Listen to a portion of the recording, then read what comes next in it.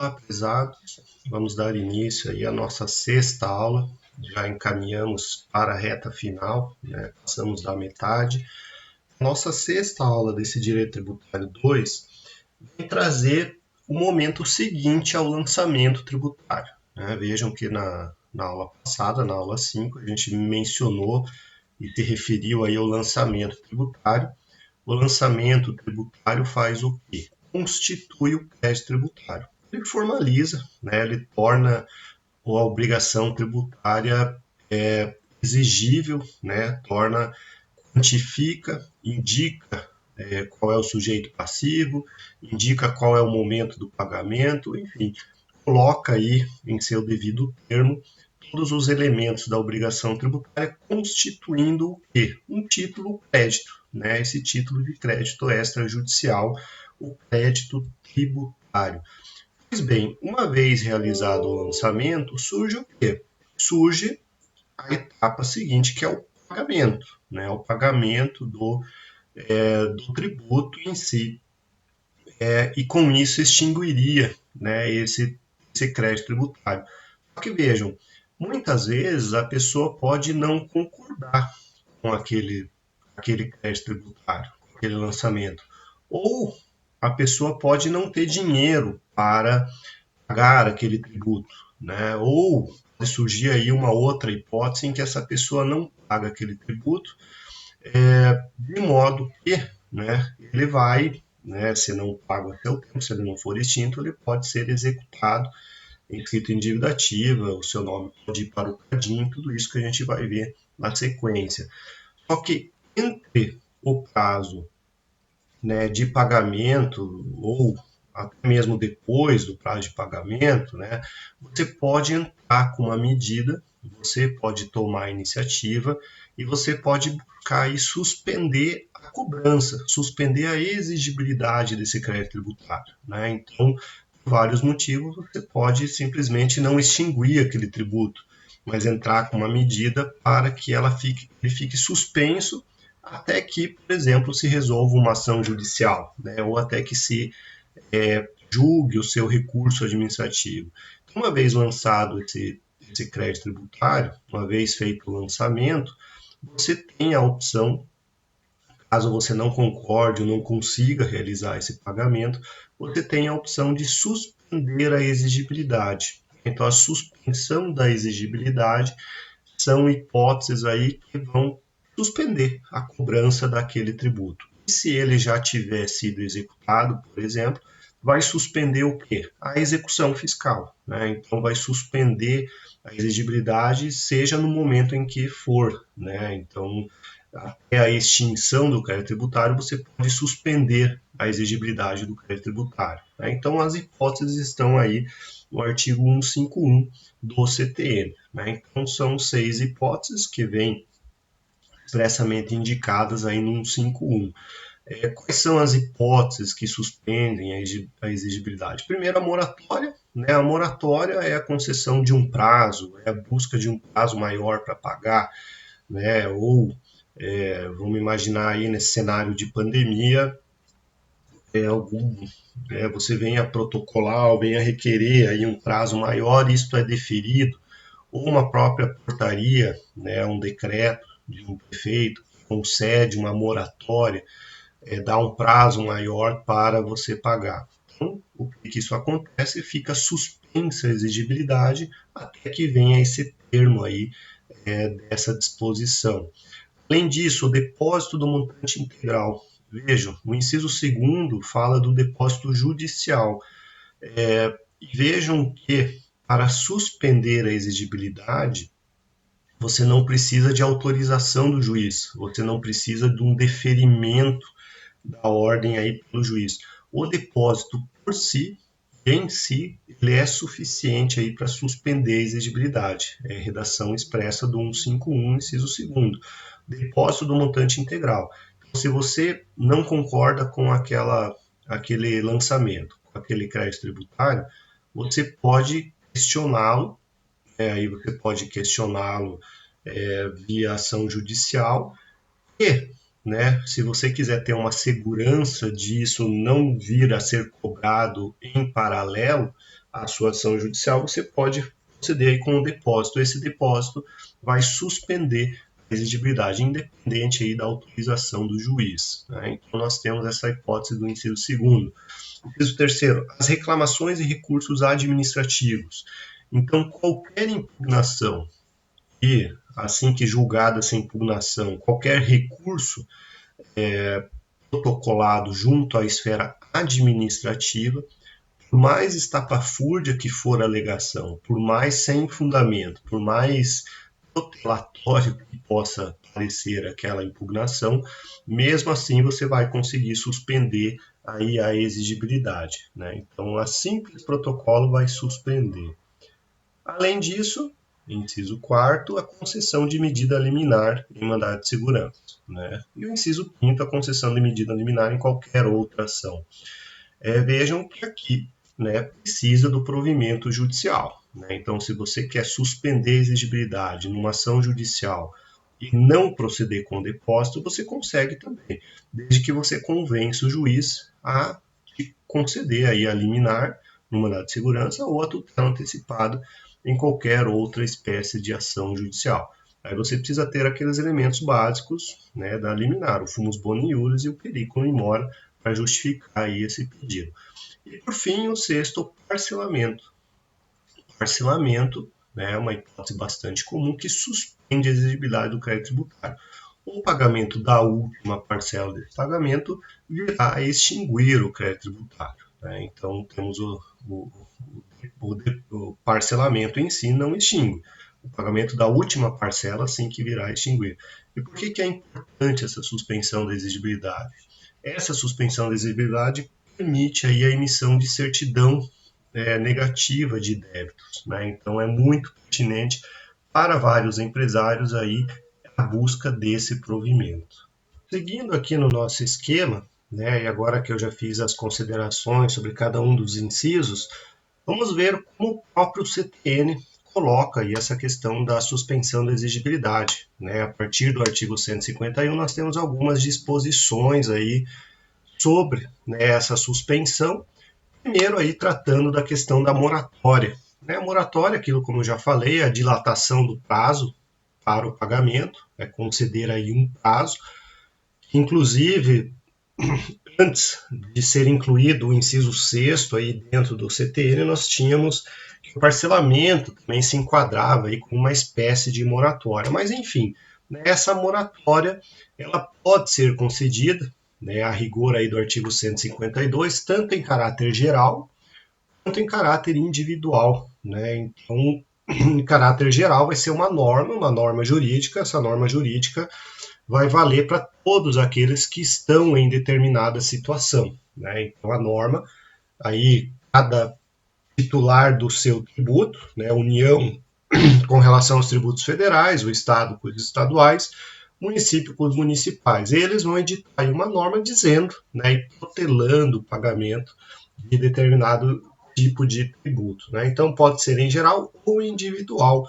Individual é quando é feito um requerimento, esse requerimento vai resultar aí em alguma autorização para que seja aí realizado, né, esse pagamento com um prazo maior ou preterido, né? Então vejam que em caráter individual é um requerimento, né, feito aí e óbvio, como tudo dentro do direito tributário, precisa ter uma lei autorizando esse deferimento, né? Então temos hipóteses aí, vamos supor que uma pessoa estivesse acometida de uma doença, tratamento de doença, ou algo assim nesse sentido, ela vai lá e faz um requerimento. Se tiver uma norma dizendo que uma pessoa em determinado grau de doença pode preterir o pagamento, o despacho da autoridade administrativa vai conceder aí essa moratória, né? O detalhe é que essa moratória não gera direito adquirido, né? Não gera direito adquirido de modo que pode ser revisado aí esse despacho que autorizou o pagamento, né? Desde que se verifique aí que as condições narradas naquele pedido não foram cumpridas, é o que diz aí o artigo 155 do CTN. Né? Avançamos aqui em relação ao depósito no montante integral, né? Um direito É o detalhe que esse montante integral, ele tem que ser, o depósito ele tem que ser integral, ou seja, acrescido de juros e multa. Então, é no momento do pagamento que deve ser acrescido. Muitas vezes, em execução fiscal, muitas vezes a gente vai fazer o depósito para fim de embargos à execução, que tem essa peculiaridade de também suspender a exigibilidade. A gente tem que acrescer, inclusive, aí os honorários da Procuradoria, né? Então, é sempre integral. E aqui em dinheiro. Esse em dinheiro, a gente coloca uma ressalva, porque hoje em dia se admite, em razão do CPC, né, o atual CPC, ele trouxe lá no artigo 835, parágrafo 2º, ele trouxe a modalidade do seguro garantia judicial. Esse seguro garantia judicial é uma apólice de seguro, né, uma apólice de seguro, e essa apólice de seguro, o Código de Processo Civil equiparou ela a dinheiro. Então, também é possível hoje, né, a concessão aí desse seguro garantia judicial como forma aí de fazer, né, e perfazer esse requisito aí do depósito integral. Bom, reclamações em recursos administrativos, é aquilo que a gente falou, qualquer impugnação ou qualquer recurso protocolado aí na esfera administrativa. Detalhe que desde que esse protocolo tenha sido realizado no prazo, né? Então, vamos imaginar aí que você é notificado a pagar algum tributo e você não faz nada no caso de defesa. Você deixa ali quieto. E aí esse, né, passa algum tempo e vamos pegar o exemplo aí do imposto de renda. Vamos imaginar que você não pagou o imposto de renda, foi notificado, caiu na malha fina, você não se defendeu, gerou ali um tributo a pagar. A Receita Federal ela tem uma norma interna, uma portaria que diz que até 20 mil reais eles não executam. Simplesmente não executam, mas eles te colocam, por exemplo, no Serasa. Eles podem te colocar aí no CADIM, né, que é o Cadastro de Inadimplentes do Poder Público. Vejam, depois de 8 meses eles colocam você no cadinho, aí você descobre aquilo. Aí você vai querer se insurgir contra aquele apontamento lá no cadinho. Vejam, já passou teu prazo administrativo, então esse recurso, essa petição que você tem de fazer, que recebe tecnicamente o nome de revisão, esse pedido de revisão não é considerado aí dentro desse dispositivo de suspensão da exigibilidade, né? Então, pedido de revisão, que pode ser feito sempre até 5 anos, já que é o prazo prescricional, esse pedido ele não tem o condão de suspender a exigibilidade, é somente a impugnação dentro do prazo. Bom, avançando, o mandado de segurança, liminar, é os requisitos da Lei 12.016, né, próprios aí da liminar no mandado de segurança, é o relevante fundamento do pedido e a ineficácia da medida caso não seja deferida de imediato. O que é isso? É o fumus boni iuris e o periculum in mora, né, os dois elementos necessários, que também se aplicam em ação cautelar e tutela antecipada. Né? A tutela antecipada ela muda, né, coloca outro nome para a mesma coisa. Ela diz probabilidade do direito e perigo de dano, o risco ao resultado útil do processo.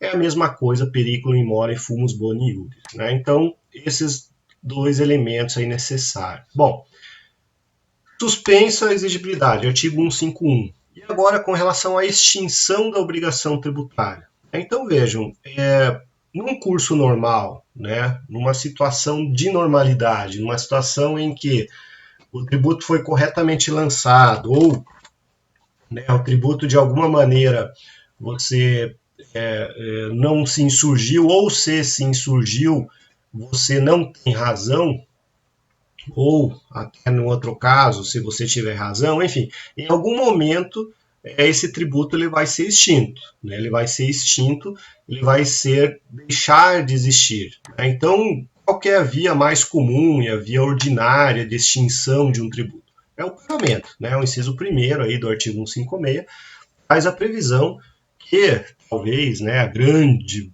maioria aí dos tributos se extinguam com o pagamento, mas não é só o pagamento que vai permitir aí a extinção da obrigação tributária. Nós temos outras disposições, né? O artigo 156 do CTN traz outras hipóteses de extinção, é o que a gente vê aí na sequência.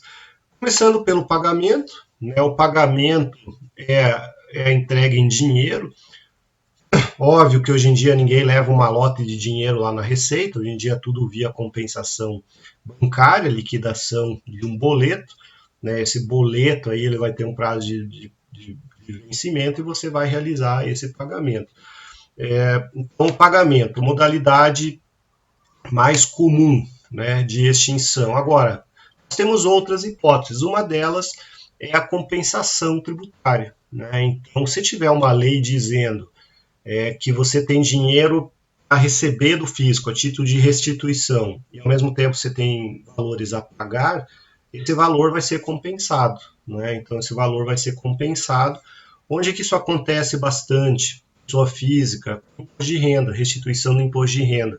Se você está devendo para o fisco e você tem dinheiro a receber de restituição da declaração anual, você vai recuperar, não vai recuperar esse dinheiro. Existem portarias e normativas internas aí da Receita Federal que eles vão compensar isso de ofício, né? Então a compensação é um encontro de contas aí em que há também a extinção do crédito tributário. Bom, seguindo aqui nós temos a transação.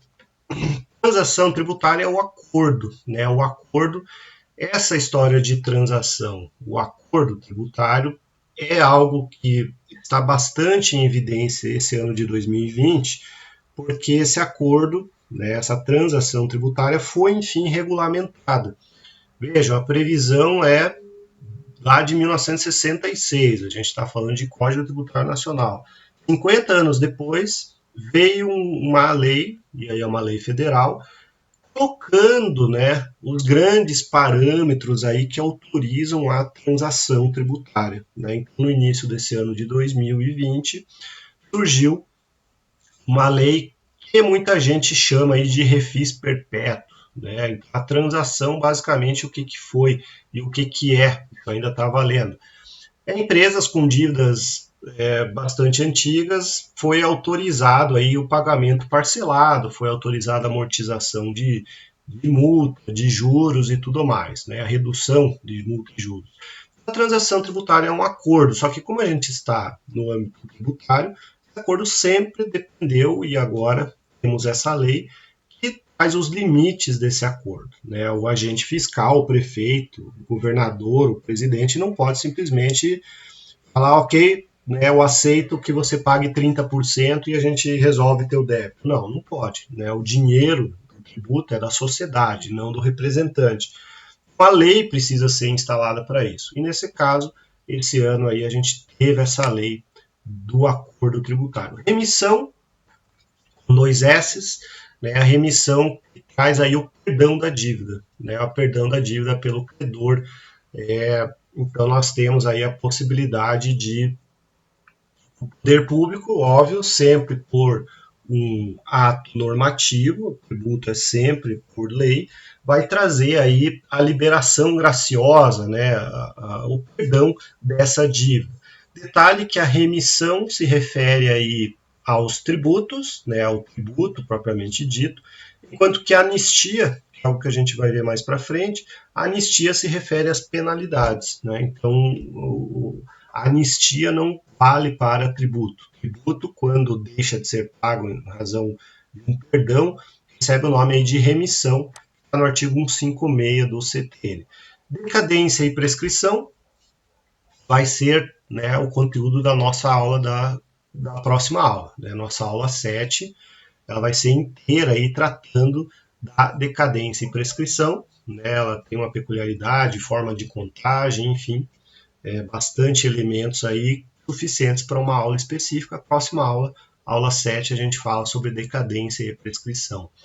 Outra hipótese, conversão do depósito em renda, ou seja, você depositou, você entrou com uma ação judicial e depositou o valor em juízo. Aí essa ação judicial vai tramitar e você perde essa ação judicial.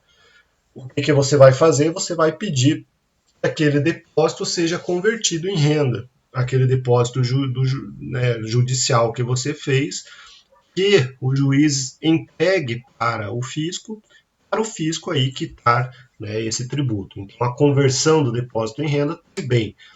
Pagamento antecipado, né? Então, nos procedimentos de lançamento, né, no lançamento por homologação, é aquilo que a gente viu aula passada, você faz toda a etapa, você faz todo o procedimento, inclusive paga antes do fisco dizer se está certo ou está errado. Então, esse pagamento antecipado, ele também gera o efeito aí de extinguir o crédito tributário. Bom, além disso, nós ainda temos a consignação em pagamento, né? Então, a consignação tributária é uma das espécies de ações, né, judiciais tributárias que a gente tem, e o pedido de consignação é a mesma lógica lá do direito civil. Quando você tem dúvidas a quem pagar, ou quando, né, aquele que você julga lá que deveria receber não está se recusando ao recebimento. Então, você pode entrar com a consignação em pagamento. Você vai lá e deposita o valor em juízo, o valor integral, só que em uma ação de consignação em pagamento. Também tem efeito liberatório, também extingue o crédito tributário, e aí, né, o juiz decide se a pessoa correta ou se ela deveria receber, mesmo não querendo. Bom, decisão administrativa favorável, óbvio, né? Se você é imputado aí o pagamento de um tributo e você impugna e você tem êxito na impugnação, extingue também, né, o crédito tributário. Decisão judicial favorável igualmente. A última hipótese aí é a dação de pagamento de bens imóveis, né? Então vejam, bens imóveis nos limites de uma lei que autoriza, então cada ente federativo precisa editar uma lei. Esses bens imóveis, desde que livres, desonerados, enfim, a lei vai trazer todos os contornos disso. Esses bens imóveis também têm a possibilidade aí de quitar esse tributo. Vejam, isso aqui não é lá na execução fiscal, isso aqui ainda é em sede administrativa. Então, você pode, né, tem essa possibilidade desde que haja lei, né, aí você tem que ver se a União autoriza, se o Estado autoriza ou o município autoriza. Havendo essa lei, você tem aí essa possibilidade. O CTN, como norma geral, traz aí e abre, né, caminho caso o ente federado, o sujeito ativo, resolva aí seguir por esse caminho da dação em pagamento. E sempre só por bens imóveis. Nunca pode ser uma obrigação de fazer ou bens móveis. Deve ser aí necessariamente um bem imóvel.